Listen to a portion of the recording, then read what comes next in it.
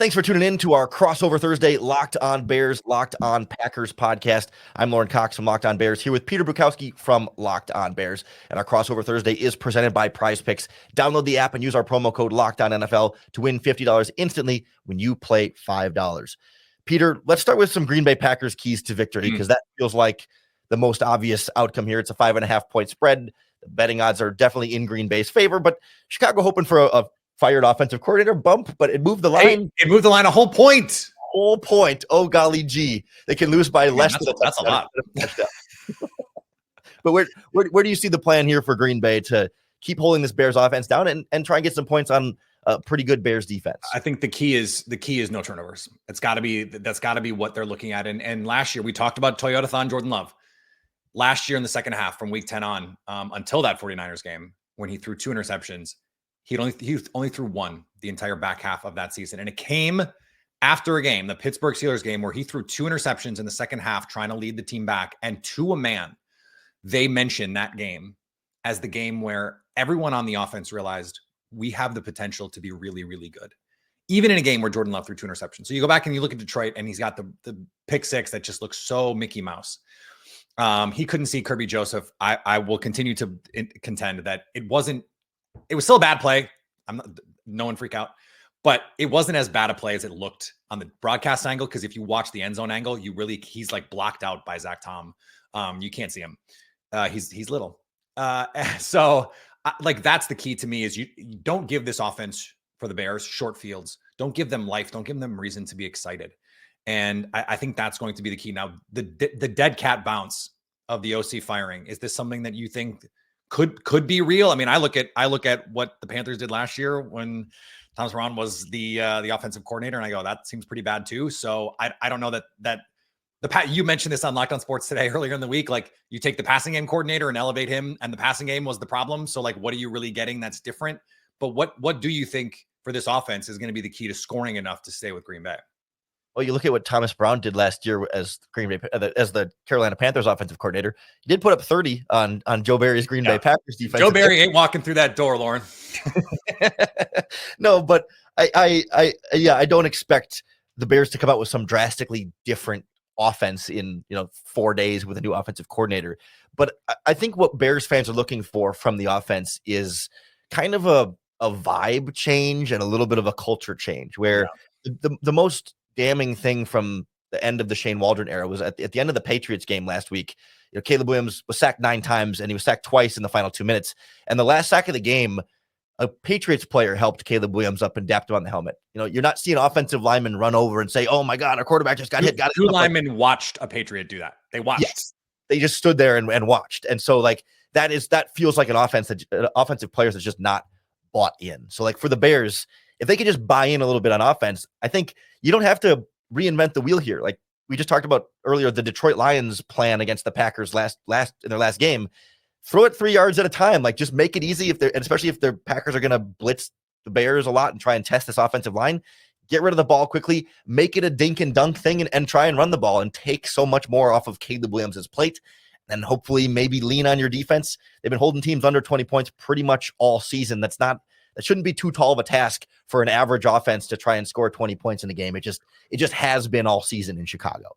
I wonder if, and I hear you, I wonder if, I think if you're the Packers, what you'd be most worried about is an offensive coordinator change, and the new guy comes in and says, "Hey, Caleb, let's just not worry about it. Let's just go play. Just grip it and rip it." And that in a week, I think it's unlikely, but that in a week, he sort of finds a little bit of his mojo from USC, where he can maybe extend some plays and hit some big ones down the field. I think if, like, let's say the Bears lose this week, let's just say, for instance, and let's say they lose next week. In some ways, am I crazy for thinking that could unlock the best part of Caleb Williams down the stretch? Because then it's like, okay, the pressure of the season, which was always crazy that we're going to make the playoff stuff. I thought that was always way, way too far. But then once that is kind of out the door and you can just play, if you're Caleb Williams, isn't that the best thing for him to just say, "Hey, pressure's off. Let's just go grip it and rip it"? Like, I think if you're the Packers, your worry is he finds a little bit of that mojo this week. You turn the ball over twice, and all of a sudden this is a 20-17 game in the fourth quarter, and you're going, "Hey, how did this happen?" Like that is to me the thing that I would be most worried about from a Packers perspective. Like if they want to make this 3 yards, like if it's going to be screens to DJ Moore all game, I think the Packers would say sign us up for that. And I don't know if DJ Moore would even like that, even though I think he wants to be targeted more. It seems like he still wants Justin Fields to be the quarterback. That's neither here nor there. But yeah, that would be the thing that I'd be most worried about, is just like rekindling some of that, like, F it. Let's just let Jordan Addison down there somewhere from 2 years ago at USC. Like, let's just see if we can run that offense, and chuck it up to Rome Odunze a couple times. He Randy Moss's Keyshawn Nixon. I think that's what I would be most worried about. Yeah, I can see where when your offense is struggling so poorly, they just aim for volatility, right? Like instead of keeping things safer, just say, okay, go for the high variance and say, screw it, we'll just try everything, because what do we got to lose at this point? I mean, I still feel That's like kind of how Jordan Love plays all the time. the problem is, like, Matt Eberflus is still the head coach, right? And so like the conservative take it easy edict comes from top down. Like, can your offensive coordinator go behind his back and say, hey, don't worry about what he's saying, let's just let it rip and have fun with it? Like, that's where it gets to be a big concern for me. So Peter, it's a 5.5 point spread as we record this right now. I think we're both expecting a Green Bay Packers victory, but what kind of outcome do you predict from a point spread standpoint? Yeah, it sounds like the Packers could be getting Marshawn Lloyd back in this offense. At least he'll get a chance to play. Jordan Love is going to be healthy. Josh Myers is going to be healthy. I like what this offense has been able to do. It should have been less of a game last year, the last week of the season, than it was. The Packers dropped 2 touchdowns in that game that turned into field goals. I think this is like 27-17, that kind of thing. I think the Packers win. I think they cover. I think Bears fans are hoping that this is the nadir of their season, and I'm not 100% sure that it is. The Bears haven't scored 17 points a ton of times this season, so I'm not super confident they can get that high. But I appreciate you. I first said 24-14. But I think 10 points is the sort of the demarcating line for me. I think, coming off the bye, the Bears coming off their worst loss of the season, the vibes are. I don't think a coordinator changes the vibes. I think the vibes are absolutely. I was going to say a bad word. I think they're really bad right now. And you could put in whatever expletive you thought I was going to use in there, and the answer is probably yes, unfortunately. So yeah, I think that's where we are. I think this is a 10-point game. I think Green Bay starts to get right a little bit. But I'll tell you, Packers fans are when Packer fans get confident in a division rival game, they get nervous. They're like, okay, we should beat this team by 10.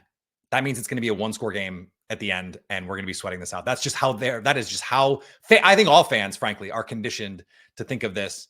There's some nervousness about the dead cat bounce of this OC thing. I'm just going to tell you that, especially soccer fans, because it seems to happen all the time in soccer. But I hate to bring this up because my fans won't want to hear it, but like, haven't the Packers beaten the Bears 10 times in a row, and you're worried that this time is going to be the one that, like, of all the times to not be worried that the Bears are going to win, this feels like the one week where you can say, listen, like, maybe by week 18, the Bears will figure something out and you can be worried, but like, this is as low as the Bears have been in a couple of years right now. I agree. I don't see it. But I think if you're also the kind of person who's like, momentum is not a thing, then maybe you think, hey, like, this is fine. But I love analytics. I think those people are wrong. I think momentum is a thing. And I also think it's week to week. It's just different. Like, I don't see any evidence that this Bears team is going to play a game where they score 24 points. I don't see any evidence.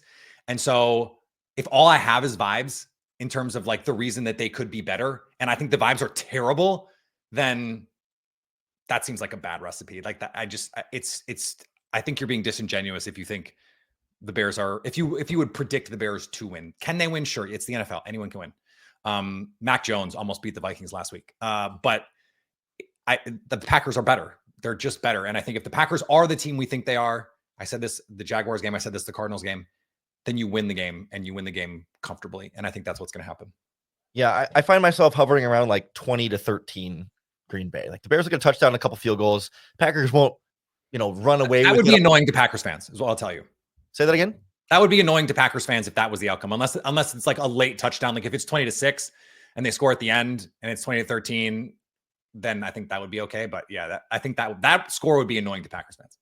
Yeah, no, I was thinking like, yeah, the Packers have a double-digit lead for most of the game. Bears get a field goal or two late to try and bring a little bit closer. But I accept. Green Bay is going to be sweating this one for 4 quarters, but the Bears won't completely roll over. They'll care a little bit more. Is the weather going to be okay? I haven't even looked.